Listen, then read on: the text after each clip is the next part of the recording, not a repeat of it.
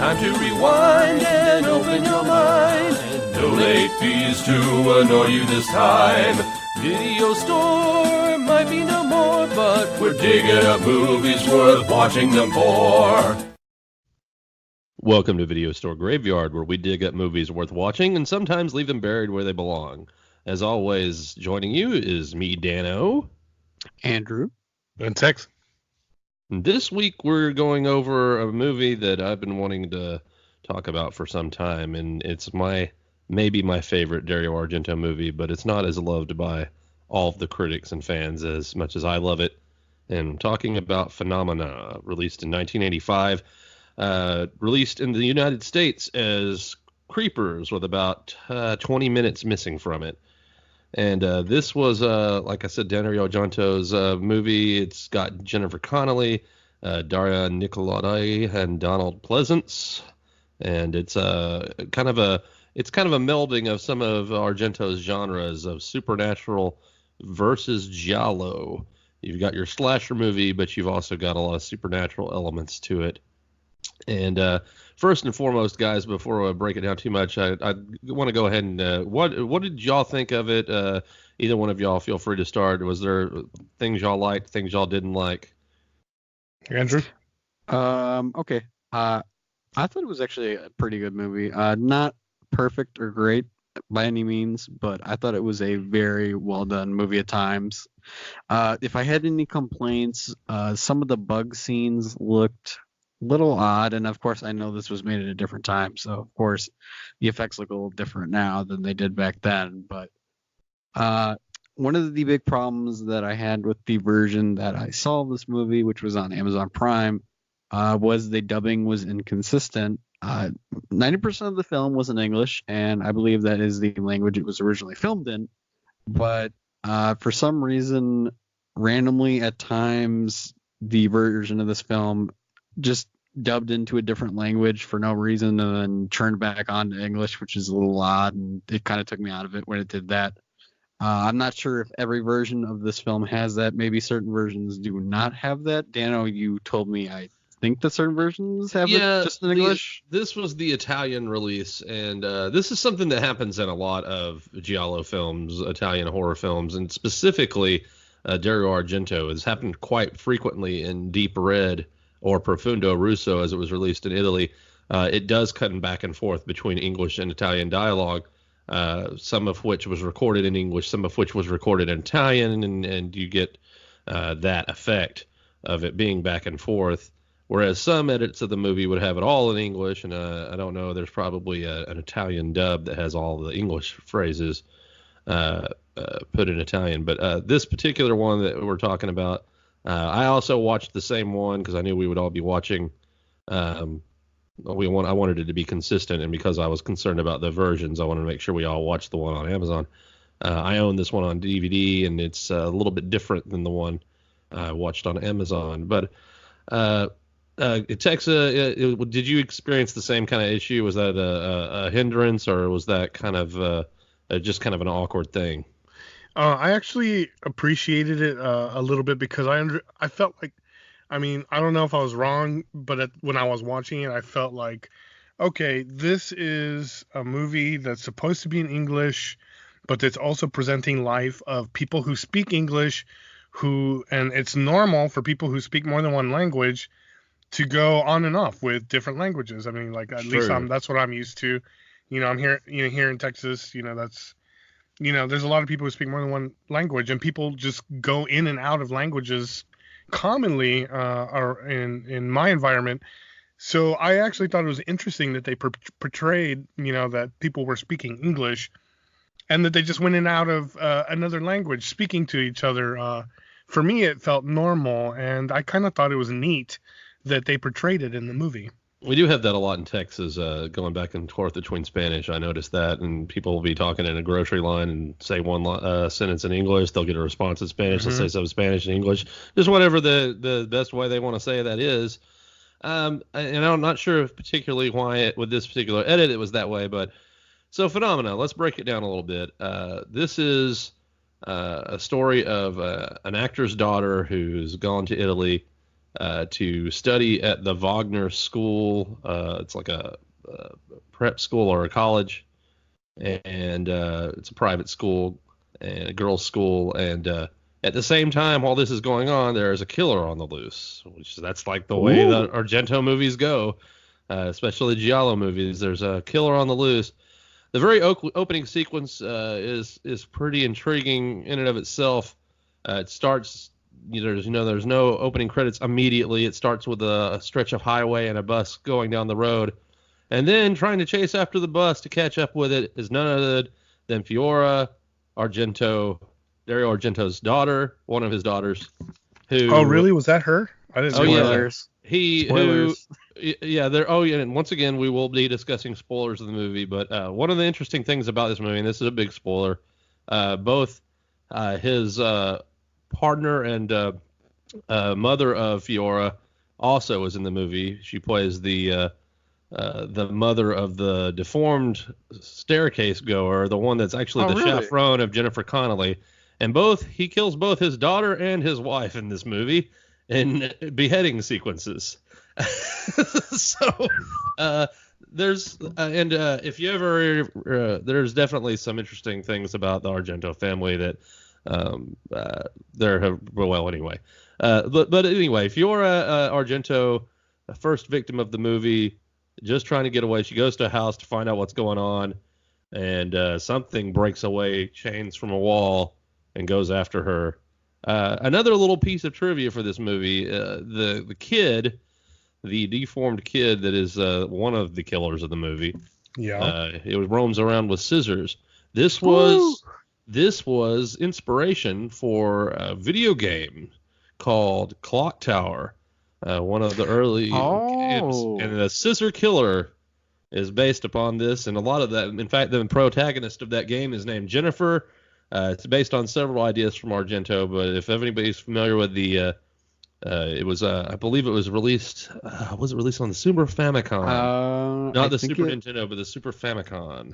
I know that they made a version for the PlayStation as well that was actually pretty good as well. Yeah, they ported it later, and so Clock Tower has got a lot of inspiration from this movie. So anyway, you've got your killer on the loose. You've got Jennifer Connelly, and here's a little thing about Jennifer Connelly: she's not scared of bugs. What's a bee run around on her hand? Because she can talk to them, and they love her, and she's got supernatural powers that's a very interesting aspect of the movie. Yeah, it gets a whole lot of interesting plot lines later on, and Donald Pleasence plays an entomologist that's helping them figure things out. He studies bugs and helps them to identify one of the bodies because of the days it took for the maggots to grow. And so there's some gruesome effects in this. They say that this is the first one Argento went kind of Fulci on, where he'd had a lot of more artistry. He'd had arterial spray paint walls red before, but he hadn't really done so much of the maggot crawling stuff. And which he did well in this movie. Yeah, so it's a lot of fun. Well, speaking of like the kills in this movie, oh my lord, the scene where the crazy mom like you think that Jennifer Connelly's character is going to get away. You think, oh well, this guy's here to save her. That scene where she freaking puts that sheet of metal through that guy's head is insane. The effect of how it's done, it's insane how crazy good that is. Yeah, that happens towards the end of the movie, where you kind of figure out who the killer is, the whole plot line of what's going on.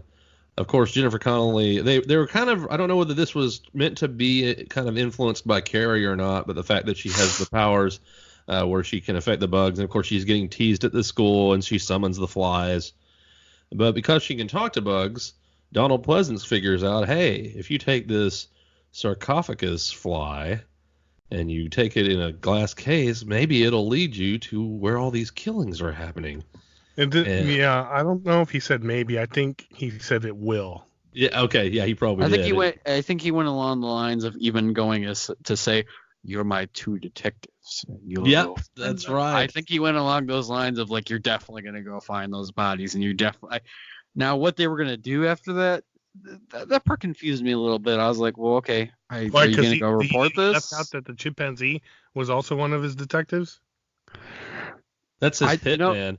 The chimpanzee was one of my favorite parts of this movie. He was just so hilarious and actually charming. One of the critics actually said that was the best acting in the whole movie, which was not one of the it was one of the more harsh reviews of the movie, but That's he's hard. not wrong that chimpanzee it plays an integral part. You get a nice little Edgar Allan Poe reference towards the end too. Murders in the Rue Morgue, and you've got chimpanzee brandishing a razor blade, which I think is one of the best endings ever. Another little bit of trivia about that, and of course I know we've listed several spoilers. By now you should have just said, "Hey, I'm going to go watch the movie," because there's so much to see. But that chimpanzee, there's a scene at the end that Jennifer Connelly was very nervous about shooting, and I would be too, because chimpanzee will rip your dang face off. Yeah. And there was a moment there that was a very intimidating scene where she embraces the chimpanzee after it saves her, and they kind of walk off together. That was a very difficult scene for her to do. She was a little nervous about that, and justly so. But the performances are all great. Donald Pleasance, once again, in a horror movie, that's all you almost need to know right there. He brings a level of artistry to his movies and this kind of sophistication. This is definitely not a Dr. Loomis type of role for him. This is more, he's a wheelchair-bound insect scientist with a chimpanzee nurse, which right there is just so cool. But anyway, I liked the directing in this movie. He did depart from some of his uses of reds and blues for this. There's a lot of white light. There is some very bright blue light that he uses.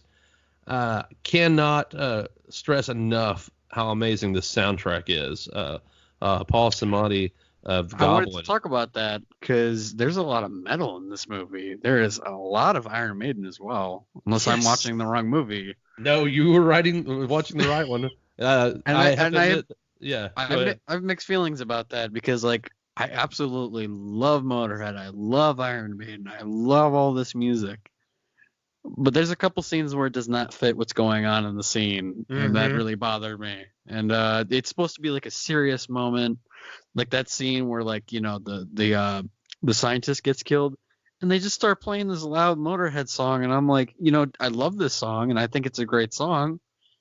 It doesn't really fit what's going on in the scene, but okay. And they did it a couple times before, and I'm like, I mean, does Argento have some kind of like metal fascination that I don't know about, Dano? Or I can kind you of want to educate explain me on that. this? I can kind of explain that a little bit, and although it's actually one of my favorite parts is the Maiden bringing in, but it is weird. It does clash.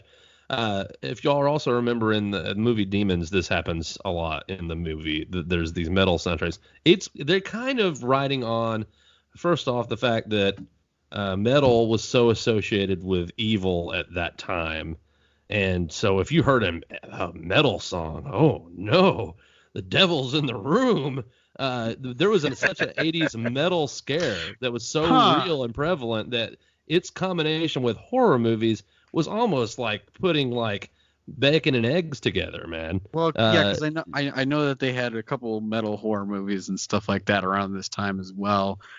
I believe there's specifically one with Alice Cooper or something like that along those lines, but I can't remember the title of the movie necessarily 100%.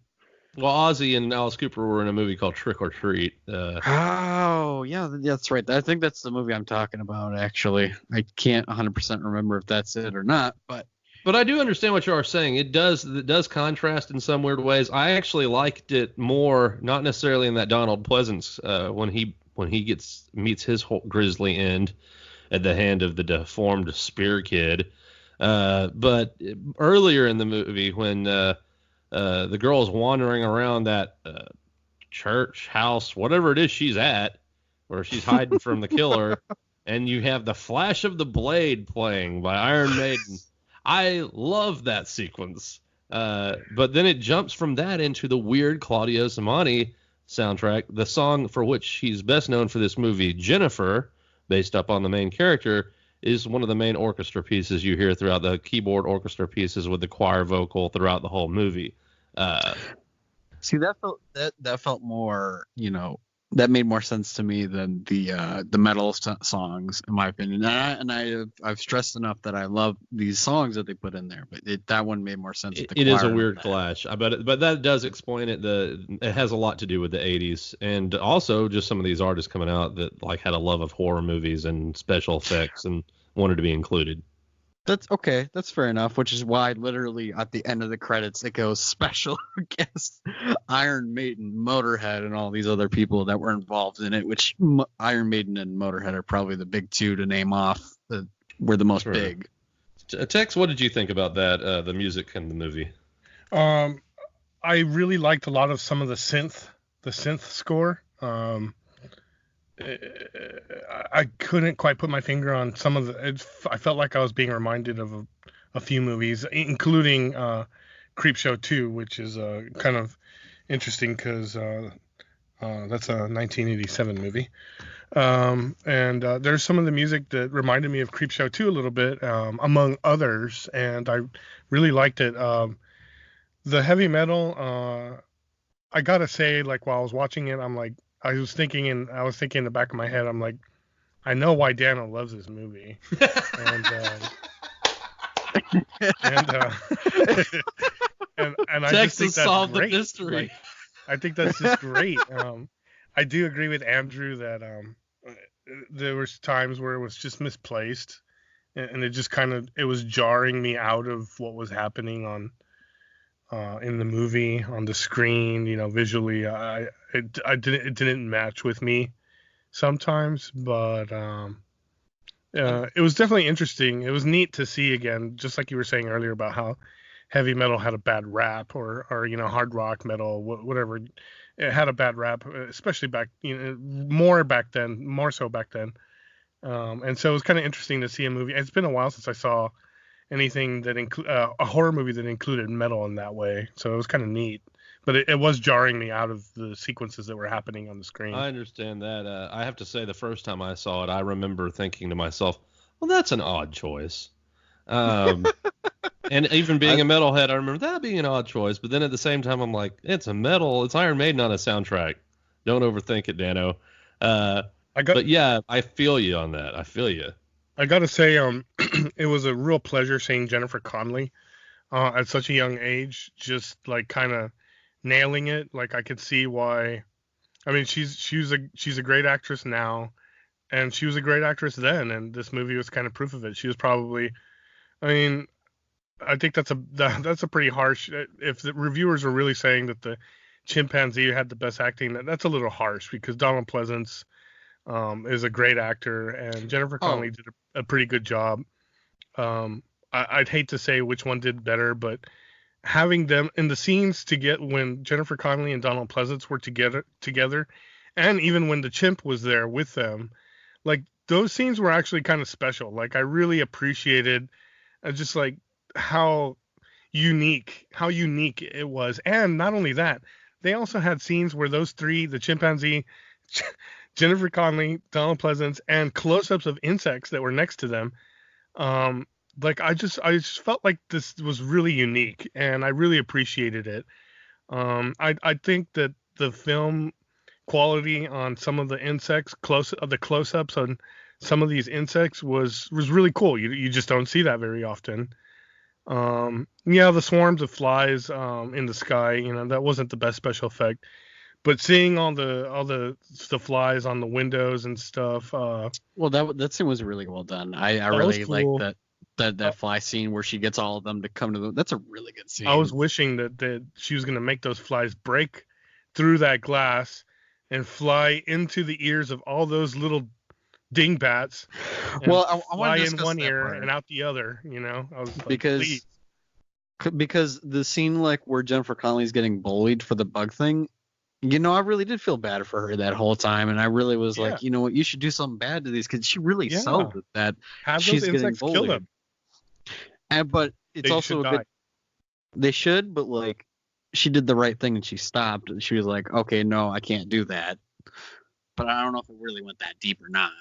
But The interesting thing about the way that effect was done was pretty crazy. I don't remember exactly how it worked, but it had something to do with the film grain itself and making stuff go across it to get that insect swarm effect on the building itself.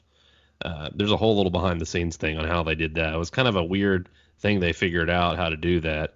It looks a little strange now, but also it's a very effective at the time to emphasize the swarm. I will say, however, the firefly effect was actually not that bad. Of when it went on her finger and then it went to go show her where the where the glove was. That was actually not a terrible effect. That was one of the better ones they did. That was practical, and I could tell. What they basically done was they probably just green screened the light on top of the bug, and it wasn't a firefly. I could tell that, but it still looked pretty good. I want to go ahead and throw in my horns here. I want to give this movie, and I'm going to explain why. I'm going to give this movie 2 horns. The 2 horns up as opposed to 3 or 4 is because Jennifer Connelly, Donald Pleasance, and this cool chimpanzee, and some of the neat music, like those kinds of things I really appreciated about the movie. I didn't give it 2 more because I felt like there was some disjointedness from scene to scene sometimes. I felt that quite honestly the ending was just I kind of thought it was a mess. Like I kind of thought the ending was a hot mess. And while I could see how people would appreciate a chimpanzee like coming in on a white horse, to say not literally, but coming in and saving the day, saving the damsel in distress, and slicing up a human being with a razor blade, I could see how that could come off as kind of cool to a lot of people. However, the way it fit in the narrative, the way it did, and just how it led up to that, I just felt like everything was becoming messy. Like the mom of the deformed kid. The deformed kid was weird, but I didn't feel like the strength of what that character was supposed to mean in the narrative and the story. And neither did I. And the same for the mom. I didn't feel the power of how she was supposed to have meaning by the time it got to the end. And then, leading up to the end, I felt like there were some parts where it was just kind of dragging a little bit. I kind of wanted more. I wanted to see Jennifer Connelly, like, based on the cover, which is one of those covers I grew up seeing as a kid and I never got to watch, where she's holding out her hand and insects are all over her and half her skull is showing, and then half her pretty face is showing. I was kind of expecting to see like some evil doing with insects. I thought she was going to swarm people with insects and have them eat their faces off and stuff, but I didn't quite get that, and that kind of disappointed me a little bit. But I definitely give kudos to watching Donald Pleasance in a movie I hadn't seen him in, because I hadn't seen this movie, and young Jennifer Connelly. And I know it sounds funny, but the chimpanzee too. Chimpanzee's really great. Yeah. Well, so 2 horns up. And while you, Rossi, I do want to hear your horns real quick, but I also there has been a slight interruption by my dog. So while you tell all of our listeners about the horns, I'm going to go let the Samson dog, who's demanding attention outside for 1 second. You go on your merry way. Okay, so I'm going to give this 1 more horn than you gave it, and I'll explain exactly why I'm going to give this 3 horns up. So I really thought this is a movie I'd never seen before, and I really enjoyed this movie. It's a good movie. It's not great. It's not perfect. It's more of it's a good movie. It's something I could put on again, and maybe it would actually not be a bad experience again. I knock it a point down automatically for the metal songs. Automatically, that makes it not a 4-star because that really was jarring, and it was very distracting whenever the Iron Maiden and the Motorhead songs came on. But I've gone on enough on that conversation, so I won't continue with that part anymore. I think Jennifer Connelly is really great in this movie. I've never really seen a lot of her movies, but she really shines in this movie, and she's really, really, really good in this movie. Donald Pleasance was also really good. I've only seen him in Halloween and a couple other movies as well, but he was really good. And I really thought Jennifer Connelly and him had really good chemistry together whenever they were together. Yeah, they did. And I agree. it really did feel like they were having a conversation, and it really did feel like they were growing a friendship throughout the whole film, like she Yeah. said in the movie. I really do think that was actually a very well written part of the movie. I kind of actually like that whole last ending sequence because it's just so crazy and so like what the hell is going on right now. But See, I can Go ahead. but I can see from where you're coming from, where that's not a focused ending. I absolutely see where 100% you're coming from. However, I just thought it went all out and it was crazy, and like especially how when Jennifer Connelly like falls into the freaking pit with all the skeletons and all that. I was hoping you'd That get scene- to the body pool. Oh my god, that That scene was made me gross and very well made me done. irk. That made me irk like how Yeah, that was disgusting disgusting. it was. Well Oh, done. the body pool. The whole kid, the deformed kid was actually, the effects on that were pretty good. I thought that was awesome. I was actually scared during that segment where like she's going underwater and that kid's still not dead and he's like trying The water to grab sequence. her. Yeah, those That- were that amazing. part was- That part was like, holy freaking god, what's going on here? But I totally see where you're coming from, Tex, on that whole part not being focused. I 100% understand that. But I just love it for that segment for how crazy it is and how like off the walls it goes. But if you want to, what do you want to add, Tex? Your 3 horns up. Yeah, 3 horns up. I'll definitely be watching this again at some point. Alrighty then. I guess I'll go ahead and throw mine in there. Although if people hadn't figured out already, Rich, I'm going straight up 4. How can you not give metal horn sign to metal type movie? I will say that as awkward as those sequences kind of were, they've grown on me over the years. I've seen this movie multiple times, multiple viewings. It's maybe my favorite Argento movie of all time, and that's even more than Suspiria or Profundo Russo, which are almost perfect films. This is not a perfect movie, but it's my preferred movie, if that makes sense. Things about it that I like, the combination of the effects, combination of the acting, the amazing soundtrack by Claudio Simonti with metal bands that I absolutely love, gore effects, creepy stuff happening, slow motion beheadings with glass. You've got just there's so many things, and then the supernatural aspect that she can talk to the insects and they understand her and she loves them. I did like that. And they combine that, so you've got this crazy deformed spearman versus this otherworldly beautiful witch girl. It's almost like it's a fantasy. It is. It's a dark fantasy. It kind of is, though. It is like a dark fantasy movie. It's kind of a combination of a horror thriller / fantasy movie because she's trying to figure out where the killer is, and she has these powers, and and then there's the slasher part of the movie. So, yeah. A question though, Dano, for you. Sure, buddy. Have you seen the Argento? I believe it is the Argento Masters of Horror mini movie as well, because I had actually prepared myself for watching this movie by watching the whole Masters of the Horror season 1. But have you seen that one? Or that is, I've seen all of the Masters of Horror series, and I like Argento's work on that quite a bit as well. I think he did 2 for that series. No, they hired all the original ones for season 2 as well. He does one. I think he did Jennifer, which is interesting that there's one called Jennifer. I could be wrong on that. I do know he did Pelts with Meatloaf, which was a lot of fun. And also here's another thing that's key to Argento movie that makes it work. And that's why I can't stop stressing Goblin, Claudio Simonati. I'm sorry I'm butchering your name, bro. I met you at Texas Frightmare Weekend a couple years ago, and it was great to meet a legend of horror movie soundtracks. He's done so many great soundtracks, but this one to me stands out. And it must be said, Argento movies that don't have Goblin or Claudio on the soundtrack typically don't have the same impact on me, and I don't think even on their overall audience. For instance, the Giallo movie that he did, the actual name Giallo, did not feature Simonetti soundtrack. A movie like The Card Player, which a lot of critics just slam on, is boosted to a great level by the soundtrack. As weird as some of the metal sequences are, This is my favorite Claudio Simonetti soundtrack, and that attributes a lot to my love of this movie.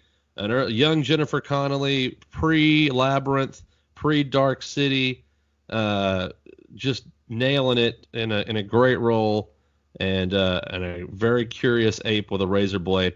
That harkens back. My love for Edgar Allan Poe is showing there, man. You give a chimpanzee a razor blade, I'm in. Oh man. I'll tell you, just don't bring that one to chimp- my birthday party, guys. I'll tell you, that chimp was probably that, and not in a negative way like some of the reviewers are saying. I actually did really like that chimp. He was pretty funny, and he was pretty cool actually. Yeah. But he's not my favorite thing in the movie, but he's pretty cool. So, yeah, 4 horns from Dano. We got 3, 2, and 4 for the great Dario Argento, Italian director of great movies. This not being one of his most popular, but it happens to be my favorite. Phenomena. Phenomena. All right. Daniel, do you want to tell everyone what we're doing next? 1997? Let's break it down for you. This is where we go in through movies. I call it Video Store Graveyard Sophie's Choice. Other people can call it, maybe not a very happy name, but it's not a happy situation. You're having to pick between 2 great or not great movies and decide which one you're willing to let go. And we do this each time. This year, Tex, you're bringing us movies from 1987? Yes, and I'm going to start off with some of the more lesser ones and work my way up, because lo and behold, there's actually some really, really strong ones in 1987. So we'll start off with some of the lesser ones. Like I said, I'm going to go ahead and just throw out there Ghoulies 2 and Munchies. Ooh. You know, I've seen both of these actually. Oh. I've never seen Munchies. I can't get it, and I never got into the Ghoulies too. So. They're not very good movies. Well, they got a great poster though. I'll just bullet them both die. Sorry. They're terrible. They're awful movies. I don't really like them. If I was gonna give a choice, I'd want to see Ghoulies 2, but only after. I'd see Ghoulies 2. It's got a green guy in a toilet. I'll check it out. If you're asking me to pick between, the bowls of poop, Ghoulies 2. I've never seen either one of those, so I have nothing to say about that. Next, we got Return to Horror High and Slaughterhouse. Ooh, that's a hard one. Yeah, I haven't That's a heard hard of one. I haven't seen either of those. Oh, really? Nope. I've seen both of those as well. Or my ignorance is showing. Can I hear them one more time, Tex? Sorry. Return to Horror High and Slaughterhouse. Because I'll go Return to Horror High on this one. It's a hard picks. Return to Horror High. Next. All right, I can That's only for go with later. Return to Horror High because that's the only one of those that I've seen. All right, next we got. Throwing Hello, those notes Mary away Lou. then. That changed my mind. What? I'm just throwing my notes away. Uh, I made notes about Frosty's Choice. I mean, Andrew's Choice, and I threw it away. Next we got Hello, Mary Lou, Prom Night 2, and It's Alive 3. It's a live. Hello, Mary Lou. Okay, I've Prom never Night heard 2? of these movies. These are movies I've never seen. Hello, Mary Lou. Dano, have you seen them? Hello, It's Mary Lou, Alive. Prom Night 2 I've seen, and I would definitely pick it because it's pretty fun. I guess I'll have to watch these movies. I haven't seen them. I haven't seen It's Alive 3, but I have seen Hello, Mary Lou, Prom Night 2, and I mean, I would have to go with that one. I got to say that the part where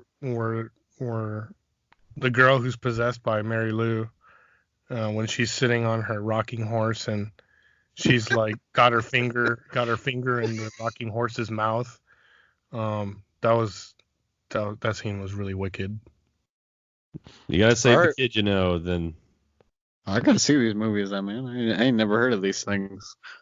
All right, so moving on. Next we got Bad Taste, which is Peter Jackson, I believe, Yes, I've seen that. I've seen that one. That's a great one. and What Blood else? Diner. Frick.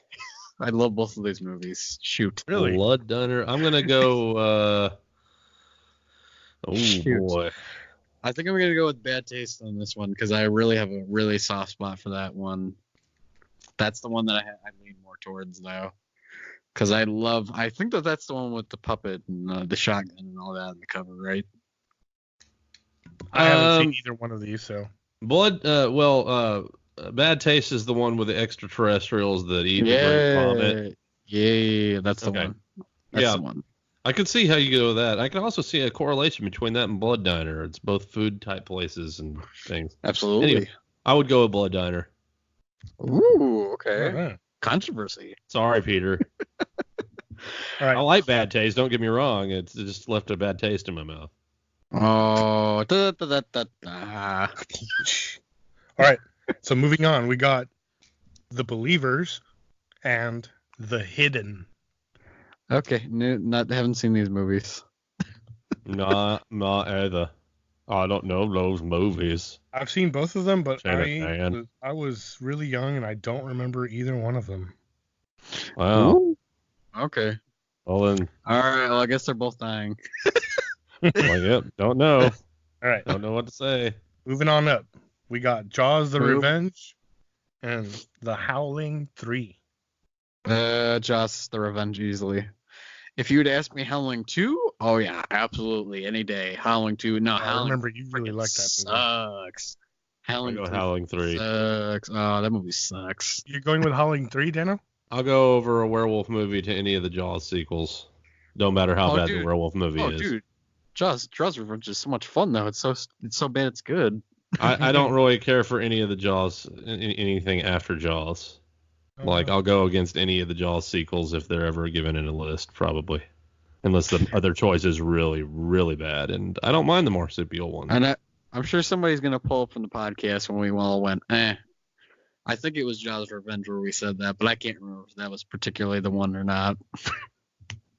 well, I haven't seen The Howling 3, so I got to go with Jaws: The Revenge on that one. Righto. All right, next we got The Stepfather Ooh. and, watch out, Dano, Opera.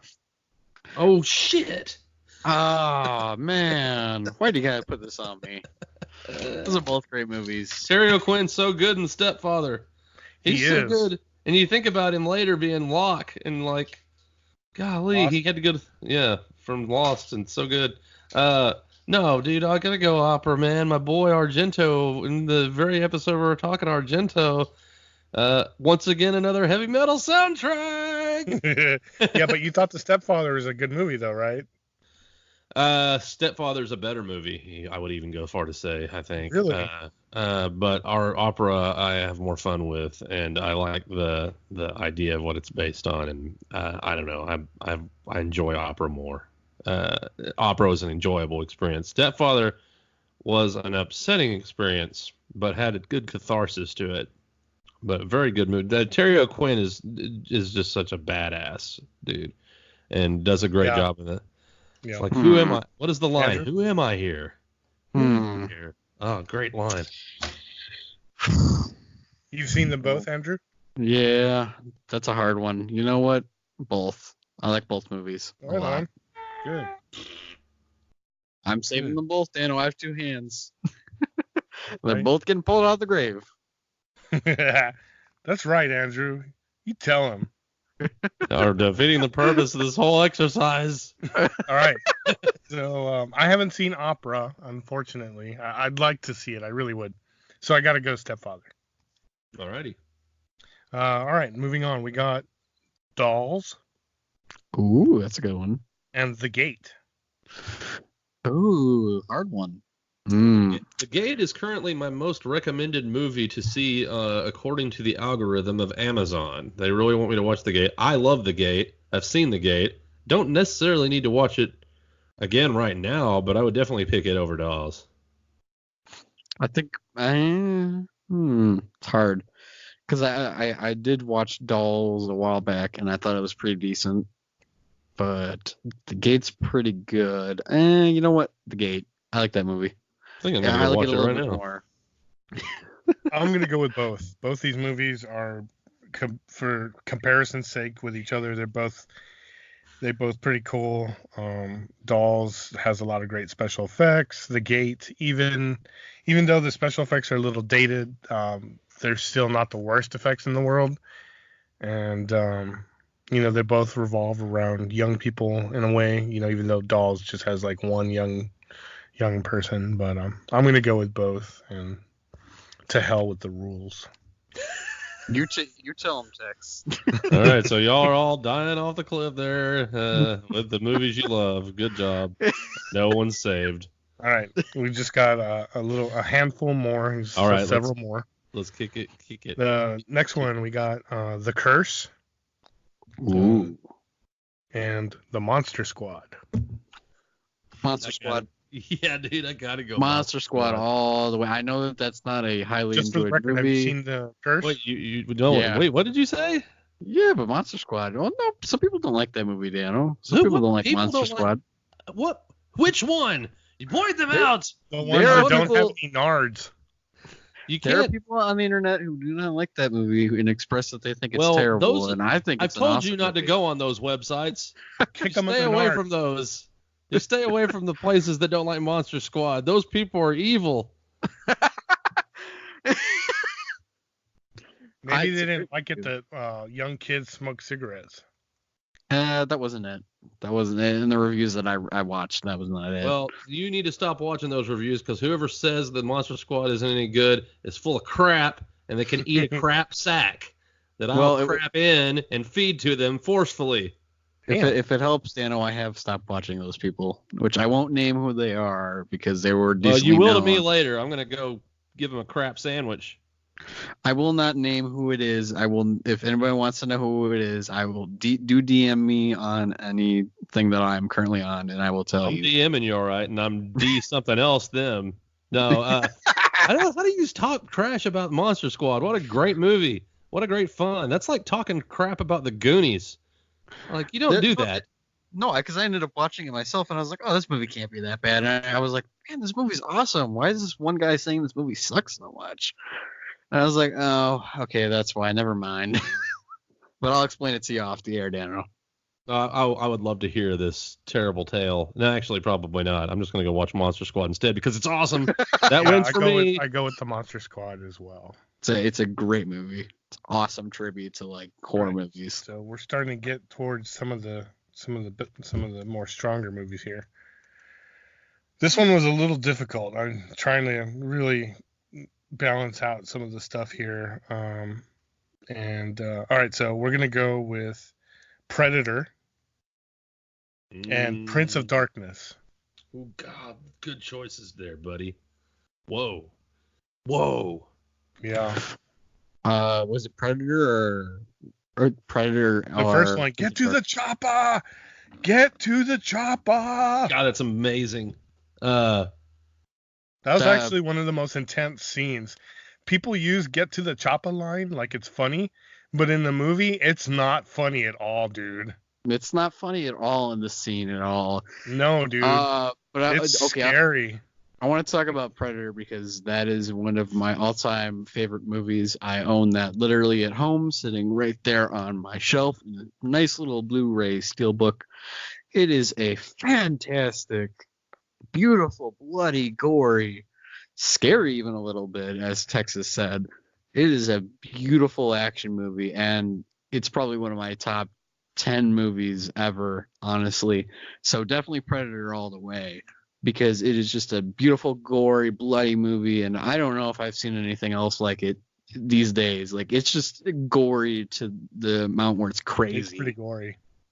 Where Great they like shoot, lines. they shoot people in the head, and it happens. Oh, there's a lot of like The sexism and all that in there too. We could have a conversation. Jesse the with that Body another day. Ventura has some of I the was best waiting. lines in history that nobody can quote. I was waiting for you to say it. It's such a great movie. You're right, dude. And other than the guy that keeps trying to shave with no beard, it's fantastic. I will go with Predator over even as much as once again, John Carpenter, Prince of Oh, I think- Darkness. I think Prince of Badass. Darkness is a great movie. I think it's a great movie. That's That's just a hard decision because It's my least favorite of his Apocalypse trilogy. I prefer The Thing and In the Mouth of Madness, but it's still a great movie. But Predator is almost spot on. Perfect sci-fi horror. Golly. I could watch that anytime. So fun. Mini guns all day long. The effects in that movie are actually pretty good, and I absolutely love everything about that movie. And it could have been terrible, but it wasn't. It was an awesome, 80s freaking awesome movie that you can watch every year, pretty much almost. It'd actually be perfect for Memorial Day to watch that movie every year because of how patriotic it is. Did we all say Predator? Yeah, I'm gonna go with Predator. But it's a close. I almost went with both. Because Prince of Darkness. I mean, like, I really like that movie a lot. But Predator is. I mean, it's just. It does better in many more ways than Prince of Darkness does. I agree with everything Andrew said, but also, like, I want to just say Prince of Darkness. Even though it's not the most perfect of movies, like, it scores a lot of points for when it starts its climax, when they're looking in the mirror, and in the other side of the mirror they're representing that world, the supposed to be hell, and Satan's hand is trying to reach through. Like, honestly, that is really terrifying and horrifying to me, that sequence. And when that character, the lady, sacrifices herself to close that portal, and she gets trapped in hell, and those last lingering light shots that show her in that was so sad, dude. And like, it's very haunting, and I'll never forget just how that lady looked when she was trying to see if she even had the chance to get back to our world. And so sad. Anyway, but I'll go with Predator. I agree. Predator's super effective, man. Well, all right, do we? Oh, go ahead, man. Well, let's not forget that Alice Cooper was in that movie as well. Oh, I didn't forget. Yeah, pretty awesome. Yeah, I didn't forget either. Alrighty. I got. We're not done. We got three more. I know. That's what I was saying. I was saying, get to the chopper. Do it now. We have how many left? Get to the chopper. All right, we got three more, and these are going to be hard. So faster, hurry up. Lost Boys. Ooh. Or Near Dark. Lost Boys. Good easily. Choices, man. You picked the best two 80s vampire movies maybe ever. Maybe two of the best vampire movies ever anyway. Lost Boys, though, is the best. Well, guess what, Dano? I still believe that Lost Boys is better. I still believe. Exactly, dude. Apparently that guy goes around on tour and like performs that song in his album, literally. Dude, gotta give a shout out to Gunship then. Gunship, their album Dark All Day features Tim Capello on it on saxophone in a video that if you haven't seen it, you guys must watch. Well, I want to say for the record that I never knew that guy was wearing like a thong or whatever until I met you two. And you two guys pointed it out to me because I never looked down there. I guess you guys did. And did I say that? I don't remember saying one the context of you two or both of you did, because we were talking about how that song was cool or something, and there was like one of you sent a video on the group chat, and I did. But I was like, what? This guy's wearing his little Speedo thong, and both of you guys were like, yeah. I'm like, no, he wasn't, and in the movie he wasn't. And sure enough, when I went back and checked, I'm like, dude, you guys like ruined that for me. You ruined that scene for me. Well, you got a problem with Tim Capello's Speedo? Yes, I do. I don't. Well, know I still believe. I don't believe. I just don't believe that this conversation happened because I don't remember the context of this. Well, I still believe it was probably me. Right. Tim Capello all the way, sexy sax man, rocking it out, and shout out to Gunship once again. I still believe that this movie is great. I'm going with both. Near Dark is its own beast of a movie. Completely different tone. Well, not completely different, but in some ways very different from the Lost Boys. And even though Lost Boys is a pretty damn good movie, especially for back then, Near Dark is very underrated. I don't think it's getting as much attention as it should in mainstream. Although that's not necessarily like a requirement for something to be cool. But Near Dark is a pretty damn good movie, and that kid, well, the adult who is in the kid's body, running down the street in flames during the day. I mean, like, I'll never forget that. And that was just intense. It was so intense. And Bill Paxton, I mean, it's one of his more memorable roles to me. And I'd agree with that part. Yeah. but I'm gonna go with both. All right, so we Texas got two dying. more, or 4 more movies, 2 more. What, 4 more? Well, 4 more movies, but 2 more. Oh, okay. All right. Or okay, The so number went up, Dano. I'm sorry. so the next we got Creepshow 2 Ooh. and Evil Dead 2. Evil Dead 2. Evil Dead 2 all the way. Let me explain. No. no. I like Creepshow 2. Some of the stories are pretty good. The Indian one I don't really care for as much as the other two, One of my favorites. because like the way it ends up, he just goes, "Oh shoot, they're dead. Well, I'm just gonna walk away and not even That's go in true. there." That part just really doesn't sell it for me. The other two sell it for me, like the whole like slime thing where they're all running away. And my favorite part of that part is like he gets to the end of the sand and he gets to the end of the water and he goes, "I made it!" And then the thing just like gets him and eats him, and that part is like so scary. Dano? I don't even have to explain anything. It's Evil Dead 2. There shouldn't even be. Yeah, it's Evil Dead 2. Oh, I mean- Evil Dead 2 is obviously the better made movie. I'm going It's Creepshow not about being 2. the better made movie. It's about the fact that I'm it's going freaking Creepshow Evil 2. Dead. Evil Dead 2 is Evil Dead 2. That's all you need to know. It's so scary and funny. It's one of the greatest movies of all time. Evil Dead 2 wasn't as scary to me. It was a It's little hilarious and great. schlocky and too It's too Sam much- Raimi's golden boy. humor with Bruce Campbell. Like I appreciate my horror movies a little bit more with less humor. Oh well, I respect your opinion, but I like that movie more But better. I'm wrong. No. Am I wrong? I don't even know why I need to break it down. Evil Dead 2. Damn, All right. that should have just been a given. Evil Dead It 2. it Here's the wins. last one. Hellraiser 1, Hellraiser Part 1, and Nightmare on Elm Street 3. Hellraiser. Nightmare on Elm Street 3. Even though Nightmare on Elm Street 3 is the best Nightmare on Elm Street, in my opinion, Hellraiser, directed by Clive Barker, amazing in every possible way. I would say both on these, but I'm not going to cheapen myself with a both. You know what? I just want it noted right now that there's other podcasts where you went with both. I know, and I felt shame, and it felt shame. I have no more shame. Stop ridiculous. fighting, please. No more shame for Dano. All right, I'll probably say both again some other time. All right, both this time. Screw it, whatever. Andrew? I'll go both. Okay, so You really? let You're me going explain. Yeah, I'll go both. You don't All feel right. cheap? You don't feel like a cheap hooker? No, I do. I feel very cheap. Okay. and- Okay. All right. So I'm still standing with my point of Nightmare on Elm Street 3 because I really have a very, very, very, very soft spot for that movie. I think it's one of the best Nightmare on Elm Street movies, and it is proof that a sequel to a horror movie can be good. Hellraiser is a great movie as well. It's difficult for me to get through that movie sometimes, but I have gotten through it because of how crazy good the effects are. But that is how a horror movie should make you feel, I suppose. Should make you feel like, oh, what am I looking at? Don't do that. Nightmare on Elm Street 3, I like a little bit of the humor that they put in there, and I like the characters and the chemistry between them all is really good. Not that Hellraiser doesn't have that, but in my opinion, I think Nightmare on Elm Street 3 did it a little bit better than Hellraiser did. Meh.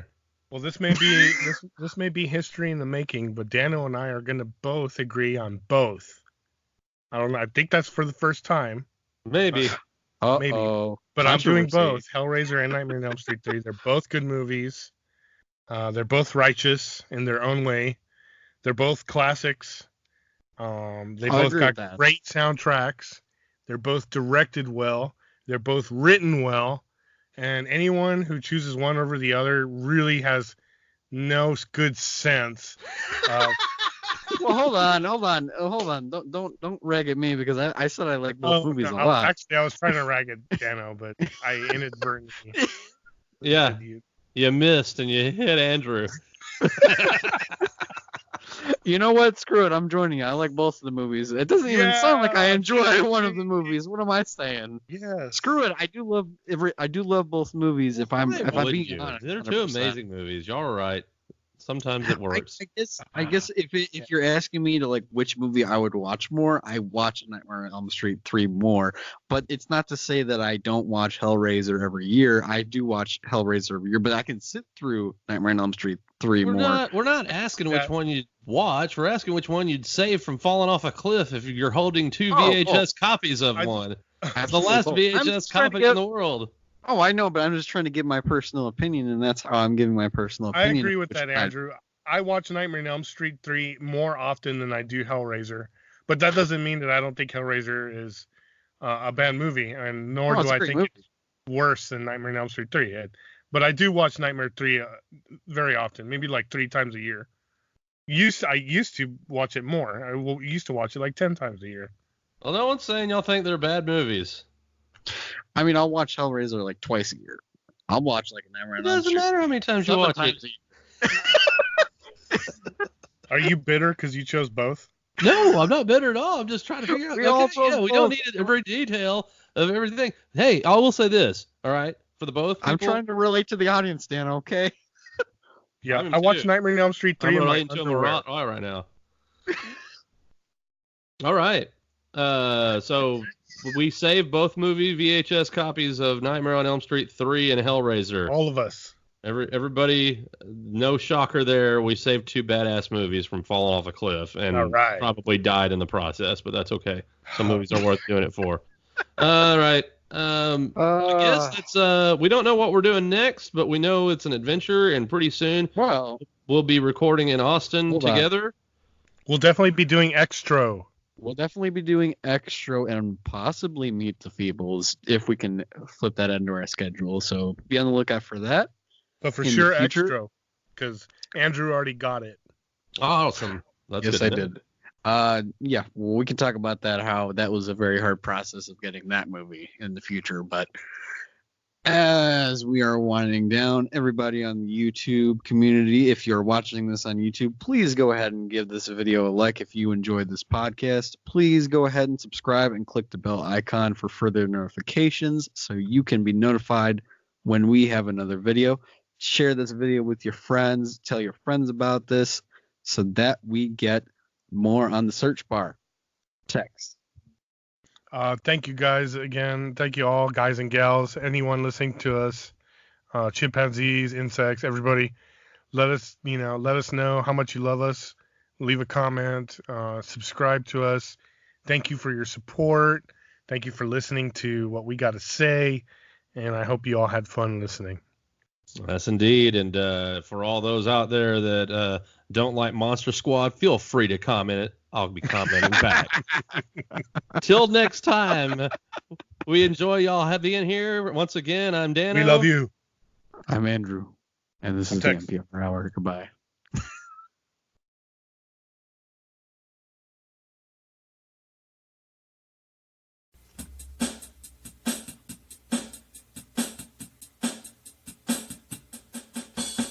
Time to rewind and open your mind.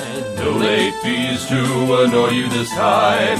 Video store might be no more, but we're digging up movies worth watching them for. Time to power up the VCR. Headed to the graveyard of films near and far. Watching the strangeness we find on the way. 3 crazy friendos with plenty to say. Come on our journey if you're so inclined. Leave sanity, hope, and good taste behind. Life isn't easy, but whatever is. Video store graveyard is open for biz. Time to rewind and open your mind. No late fees to annoy you this time. Video store might be no more, but we're digging up movies worth watching them for. Time to rewind and open your mind. No late fees to annoy you this time. Video store might be no more, but we're digging up movies worth watching them for.